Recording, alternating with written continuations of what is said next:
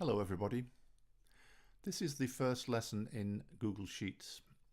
Now Google Sheets is an online version of the Excel spreadsheet application from Microsoft, but this is by Google, and it's part of a package of other systems within the Google application suite. They have the equivalent of Microsoft Word, and they also have the equivalent of Microsoft Excel, which is indeed Google Sheets.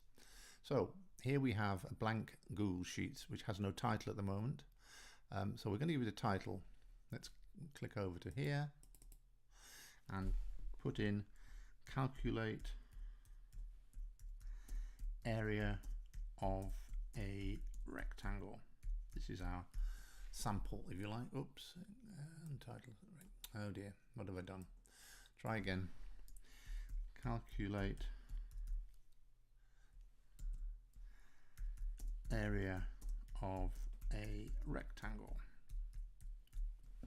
That's better. I'm also going to copy that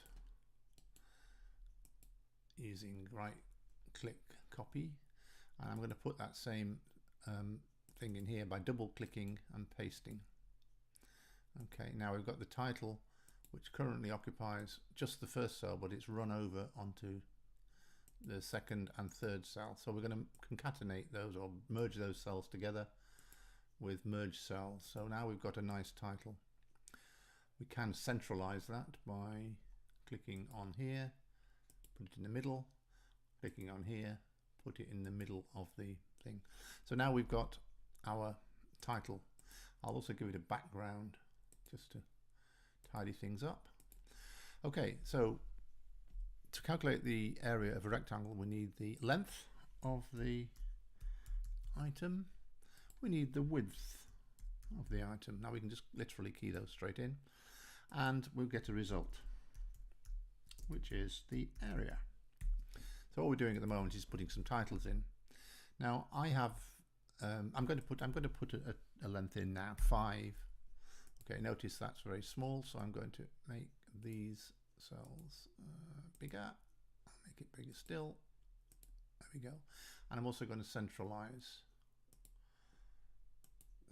the answer. Okay, so length is 5, the width 6, and we need a result here. Now, the result is this cell multiplied by this cell. Well, we identify this cell by taking the column header, which is B, and including the row number, which is 2. So B2 is how we identify this cell.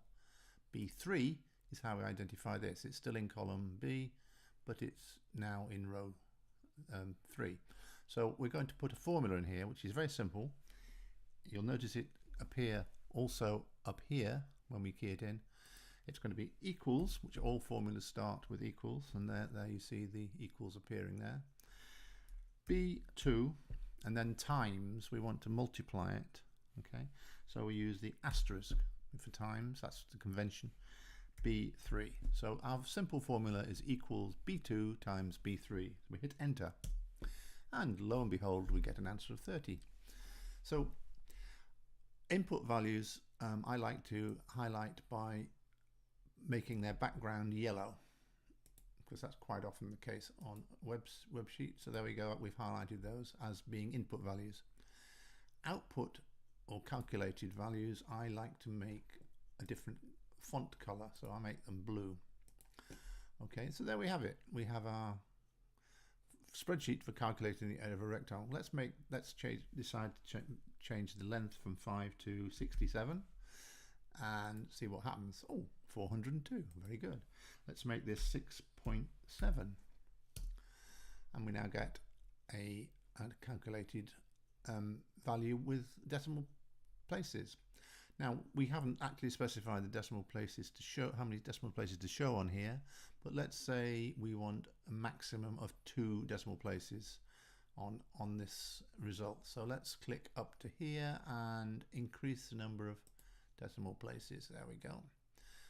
We could do the same for these 2 columns here. We could increase the decimal places. So they've got 2 as well. Okay, so whatever length we put in here, let's say 50, 56. it shows decimal places. If we don't want that, we can always reduce the number of decimal places. So like that. Okay, so whatever we key in here, it will always have no decimal places shown, and the same here.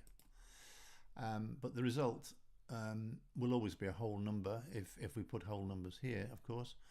But if we're not too bothered about decimal places, then we'll just eliminate those there. So we're dealing with a spreadsheet which will calculate the area in whole numbers for lengths in whole numbers. But we haven't put a units in, so since that's fairly arbitrary, we'll just put in here cm for centimeters, and here cm for centimeters, and here we'll put square centimeters. Okay, so now there's our complete spreadsheet. Now we can do other things to tidy this up. We could, for example, make the result have a background of light grey. We can put boxes around all these cells like this. We could make these a different color. For example, we can make those, I don't know, let's see, brown. We could make these brown. Obviously, those kind of things just to tidy it up. We can make the heading a little bit bigger, make that 24. And if we want to make it into a sort of little area, a unique area within our spreadsheet, because this might be more on the spreadsheet than just this, we can add columns. Let's put insert column to the left, make it a bit narrower. We can insert a row above there, insert a row above, make that a little bit, there we are. And now if we wanted to, for example, let me just get rid of the background on there and the background on there. So now we've got this section here is our spreadsheet, and we could put a box around all of that. So let's just do that. Highlight the thing and we put a border around that. So there we have it. There we have it. Calculate the error. Now what we can do is get rid of the line. These are horizontal and vertical lines. We could get rid of those if we wanted to. Get rid of the grid lines, and then we have a little box like that. That's it. We've done our calculate area of a rectangle, and the next episode of this will show more. Thank you.